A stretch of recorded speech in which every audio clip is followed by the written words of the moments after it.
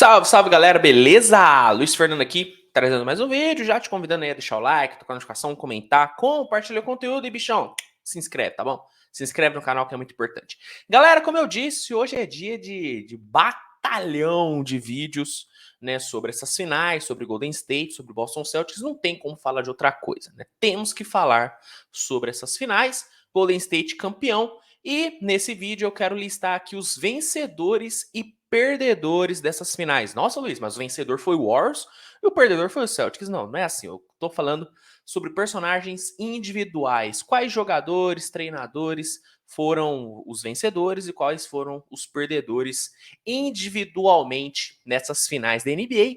Antes, só quero lembrar vocês que o canal tem uma parceria muito bacana com o NBA League Pass e com o draft chegando, ter o League Pass é essencial para você. Então, você que ainda não tem o League Pass, cara, é só clicar no primeiro link, se cadastrar e ter 7 dias gratuitos para testar, tá bom? E depois desse período, caso você queira assinar o plano mensal ou anual, você tem desconto especial nos dois. Eu recomendo muito você ter o League Pass, porque lá você vai assistir o draft ao vivo, você assiste a Summer League e assiste também todos os jogos da próxima temporada. Então, você quiser assinar, clica no primeiro link e garanta já o seu NBA League Pass, tá bom? Bom, galera, vamos lá listar, né, os vencedores e perdedores.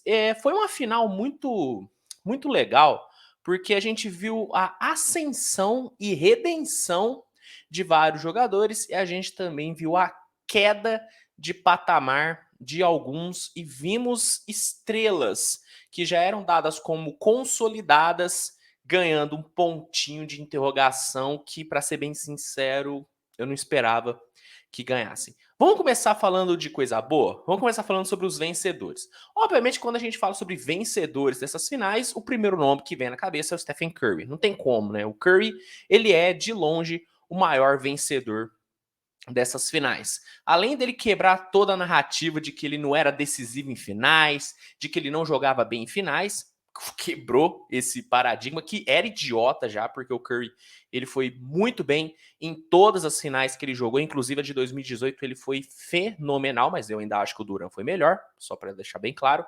Mas ainda tinha esse paradigma, ainda tinha o argumento de que não, o Curry não pode estar entre os melhores de todos os tempos porque ele não tem o MVP das finais. Pronto, tá aí o MVP das finais. Inclusive, para mim, foi um dos MVPs de finais mais unânimes dos últimos anos, tá? Unânime que o Curry foi o melhor jogador dessas finais. Nessas finais, o Curry teve a melhor atuação da sua carreira, na minha visão, que foi no jogo 4, com 43 pontos, 10 rebotes, 7 bolas de 3, em um jogo em que, se o Celtics ganha, abria o 3-1. Então, o Curry, para mim, foi o maior vencedor dessas finais. O seu legado, né, se consolida ainda mais, né, aumenta muito mais a sua narrativa fica muito melhor, né? Eu não acho que, e eu bato nessa tecla, tá? Eu não acho que o Curry precisava ganhar esse título para se consolidar entre os maiores. Para mim, ele já estava lá, né? Para mim, o Curry já tinha o seu legado irretocável. Ninguém poderia falar nada, nenhum A do Curry. Ele não precisava desse título. Ele não precisava desse MVP das finais. Mas é óbvio que ter esse MVP das finais, é óbvio que ganhar esse título é maravilhoso e aumenta mais os argumentos de que ele é, sim, um dos maiores de todos os tempos e é um dos maiores armadores também que a liga já viu. Então o Curry, para mim, é de longe o maior vencedor dessas finais. Não é o único, né? O Klay Thompson, para mim, também é outro grande vencedor. O cara com mais de 2 anos fora, o cara teve 2 lesões que tranquilamente encerrariam a carreira de qualquer atleta, já encerrou a carreira de alguns atletas, e o cara consegue voltar e ser campeão jogando bem nos últimos jogos. Vamos falar a verdade? O Klay Thompson não teve o melhor playoff da sua carreira. Foi talvez, desde que o Golden State se consolidou como dinastia, esse provavelmente foi o pior playoff do Klay Thompson, mas é entendível. O cara ficou, olha o tempo que o cara ficou fora, se eu não me engano foram mais de 900 dias, né? Deixa aqui nos comentários, inclusive, a quantidade de dias, né, total que o Klay Thompson ficou fora. Então é normal ele não normal que ele não estivesse no seu melhor nível, mas mesmo não estando em seu melhor nível, ele teve jogos muito bons, ele teve um jogo fantástico contra o Dallas Mavericks, que foi o jogo final, né? Ele teve um ótimo jogo 5, teve um bom jogo 4 e ontem ele matou bolas importantes. né? E eu tenho certeza que nem nos melhores sonhos do Klay Thompson ele imaginaria voltar de uma lesão gravíssima como ele teve. Ele não imaginaria que ele ia voltar num time que nas últimas 2 temporadas ficou fora dos playoffs, inclusive tendo uma das piores campanhas da NBA na primeira temporada em que ele ficou fora, né, que foi em 2000, na temporada 20, né, em 2020 foi uma das piores, se não a pior campanha, né, daquela temporada. Eu tenho certeza, ele não imaginaria que ele ia voltar e já ser campeão. Então, por todo o contexto, por toda a reviravolta, né, por todo, né, realmente por toda essa narrativa bonita, né, e emotiva do Klay Thompson, dele voltar dessas lesões depois de tanto tempo, né, do carinho que ele recebeu da Dub Nation, para mim o Klay também é um vencedorzaço, né, dessas finais. E para mim o último vencedor que eu quero citar aqui, obviamente que tem outros, né, o Steve Kerr também, 9 títulos ao todo como treinador-jogador, sua narrativa também cresce bastante, né?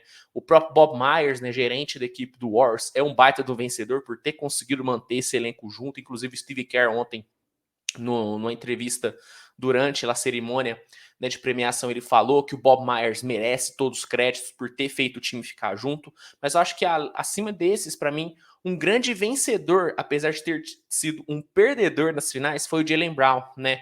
O Jaylen Brown foi o melhor jogador do Boston Celtics nessas finais, jogou muita bola, teve médias incríveis, teve um jogo 6 muito bom, né? Pontuou muito, teve vários momentos de protagonismo nessas finais. Nos playoffs em si, ele também foi protagonista em vários momentos. O Jaylen Brown que muitos, inclusive eu, vou dizer aqui, defendi a troca dele.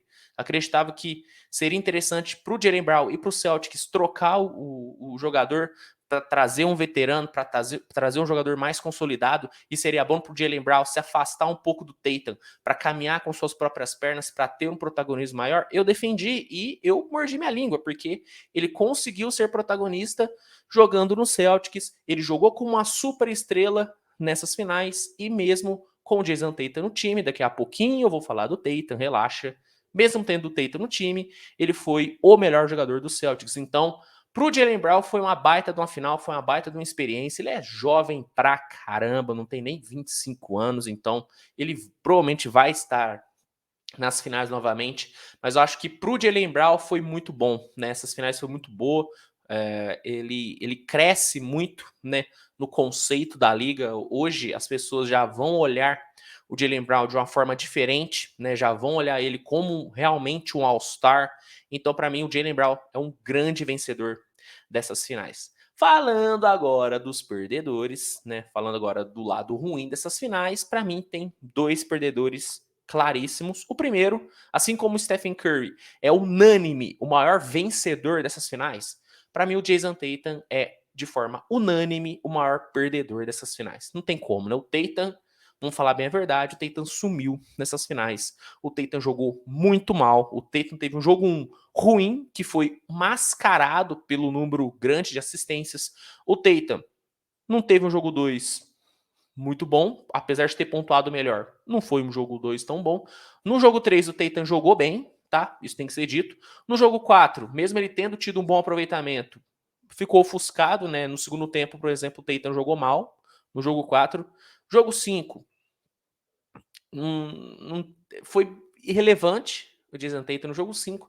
E ontem, um show de turnovers, né? Para mim, o Tatum, ele, se eu fosse colocar um culpado para a derrota de ontem para o Celtics, eu diria que foi o Tatum, né? Porque, como eu disse na minha análise pós-jogo, se você não assistiu, assiste, saiu agora há pouquinho aqui no canal.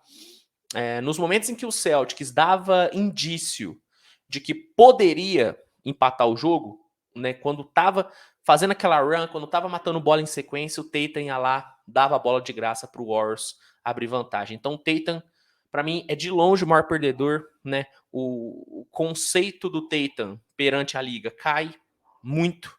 Hoje já tem muito mais interrogações no Tatum do que tinha antes, né? Começando as finais, o Tatum já era dado como uma superestrela consolidada dentro da liga. Terminando as finais, a galera já não vê isso tanto no Tatum. A galera já enxerga o Tatum como um jogador que sentiu as finais, que sentiu a pressão, o que é normal para um jogador jovem. Eu vou falar especificamente do Tatum em um outro vídeo que vai sair hoje, mas eu quero deixar bem claro, é normal para um jogador jovem como o Tatum sentir as finais, é normal. Mas realmente, né, pelo que era esperado dele, pela entrega que foi muito ruim, para mim o Tatum é o maior perdedor dessas finais, sem dúvida nenhuma. E o outro perdedor para mim também do Boston Celtics, óbvio, porque no Warriors eu não consigo dizer ninguém que perdeu no Warriors, ninguém. No Celtics, para mim, o maior perdedor depois do Tatum é o Marcus Smart, né? O Marcus Smart, ele fez uma final ruim? Não. Fez uma final boa? Também não. Fez uma final ok, tá? Mas para mim, o fato do Stephen Curry ter tido a melhor atuação da sua carreira nesse playoff e ter sido com tanta vantagem o melhor jogador dessas finais, para mim expõe o Marcus Smart. Por quê? Porque o Curry fez todos esses números incríveis, teve todas essas atuações maravilhosas para cima do Depoy, né? O melhor defensor da temporada não conseguiu limitar o Curry, né? Ah, Luiz, mas no jogo 5 o Curry não pontuou. Beleza, foi um jogo, tá? E eu nem acho que foi muito por conta do Marcus Smart, para ser bem sincero. Para mim, o Curry expôs o Marcus Smart. Para mim, expôs o Depoy da temporada, entende? Então, acho que pro Marcus Smart foi muito ruim, tá?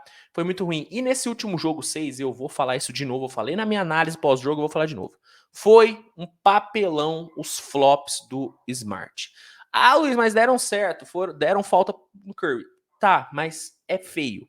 É feio. No jogo decisivo, você ficar flopando em quadra, desculpa, eu acho ridículo, eu acho uma atuação pífia, eu acho uma atitude pífia e foi uma atuação muito abaixo do Marcus Smart. Então, para mim, os dois perdedores, para mim, dessas finais é o Jason Tatum, com sobras, é o maior perdedor, sem dúvida nenhuma. O seu conceito cai, a galera já tem dúvida em cima dele, atuações horríveis. Para mim, o responsável pela derrota nesse último jogo foi ele e o Marcus Smart por ter sido exposto pelo Stephen Curry. Então, para mim, esses foram os vencedores, esses foram os perdedores, né, dessas finais. Quero saber de você o seguinte: concorda, discorda? Quem você acha que foi vencedor e não foi citado aqui no vídeo? Como, por exemplo, Kevin Looney, tá? Kevin Looney foi o vencedor dessas finais também. Tem que ser dito. Comenta aqui que eu quero saber a sua opinião. Se curtiu o vídeo, cara, deixa o like, se inscreve, que é muito importante. Hoje ainda tem vídeo pra caramba sobre Golden State, tem vídeo pra caramba sobre essas finais e sobre o Jason Tatum. Vai sair hoje ainda um vídeo específico sobre o Tatum, então ativa as notificações para não perder nada e não mais é isso, tá bom? Obrigado a todo mundo aí pela audiência, um grande abraço e a gente se vê no próximo vídeo. Tchau, tchau, turma. Tamo junto demais.